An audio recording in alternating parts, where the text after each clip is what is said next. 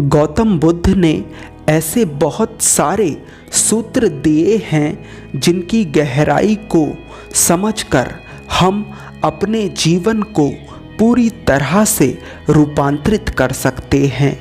इस वीडियो में हम गौतम बुद्ध के द्वारा दिए गए 3 ऐसे सूत्रों की गहराई को समझेंगे जो हमारे नज़रिए को पूरी तरह से बदल देंगे। पहला सूत्र है, जो मनुष्य के भीतर लगातार चलता रहता है वही उसके जीवन में घटित होता है। अगर किसी के भीतर हर समय काम वासना चलती रहती है तो उसके जीवन में काम वासना ही घटित होगी।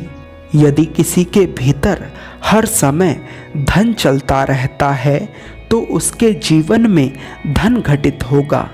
और यदि किसी के भीतर हर समय अपने जीवन को बदलने की इच्छा उठती रहती है तो उसका जीवन भविष्य में बदल जाएगा। बुद्ध कहते हैं, इच्छाएं सोच समझकर करना, क्योंकि इच्छाएं पूरी हो जाती हैं। तुम्हें ऐसा लग सकता है कि इच्छाएं पूरी नहीं होती, परंतु ऐसा नहीं होता।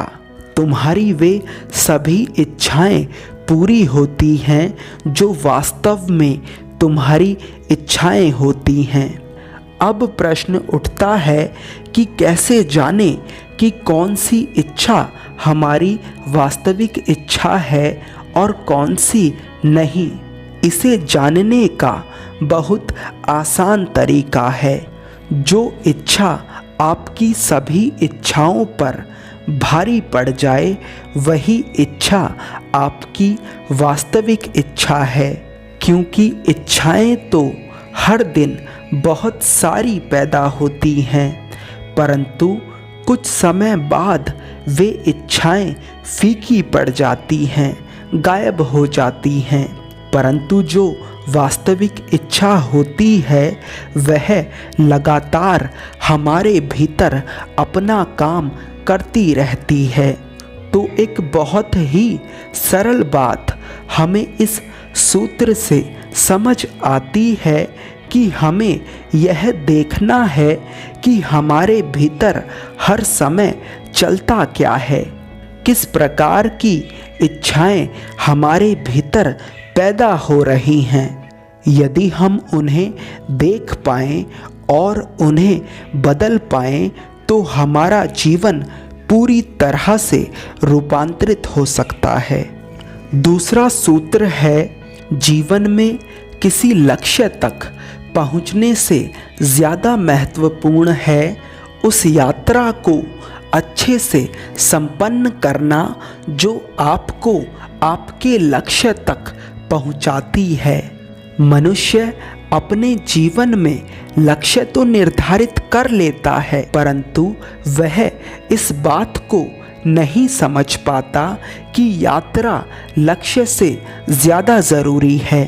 क्योंकि अगर आप कभी यात्रा ही नहीं करना चाहोगे तो लक्ष्य तक कैसे पहुंचोगे? बहुत सारे लोग पूछते हैं, हमें अपने जीवन में क्या करना चाहिए, क्या बनना चाहिए? इस प्रश्न का उत्तर है, आपको वो करना चाहिए या बनना चाहिए जो आपको खुशी दे। अब खुशी मिलने का यह अर्थ बिल्कुल भी नहीं है कि आपको किसी कार्य में केवल खुशी ही मिलेगी। उदाहरण से समझाता हूँ। मान लीजिए आपको एक स्वस्थ शरीर चाहिए, आपको कसरत करना भी अच्छा लगता है, परंतु आपको पौष्टिक भोजन खाना अच्छा नहीं लगता, पौष्टिक भोजन आपको पसंद नहीं। तो अगर आप एक अच्छा स्वास्थ्य चाहते हैं तो आपको अपनी नाखुशी को भी खुशी में बदलना होगा, तभी आप लक्ष्य तक पहुंच पाएंगे। तीसरा सूत्र है, अपना दीपक स्वयं बनो। अब इसका अर्थ बिल्कुल भी यह नहीं है कि आप दूसरों की सहायता ना लें, दूसरों से ना सीखें या दूसरों को अपना दुश्मन समझें। इस सूत्र का अर्थ सिर्फ इतना है कि आप यदि किसी रास्ते से गुजर रहे हैं तो यह उम्मीद ना रखें कि कोई आएगा और आपको आपकी मंजिल तक पहुंचाएगा। यदि कोई आता है तो उसकी सहायता लेने में कोई बुराई नहीं है, मगर किसी के आने की उम्मीद में बैठे रहना एक बहुत बड़ी बेवकूफ़ी है।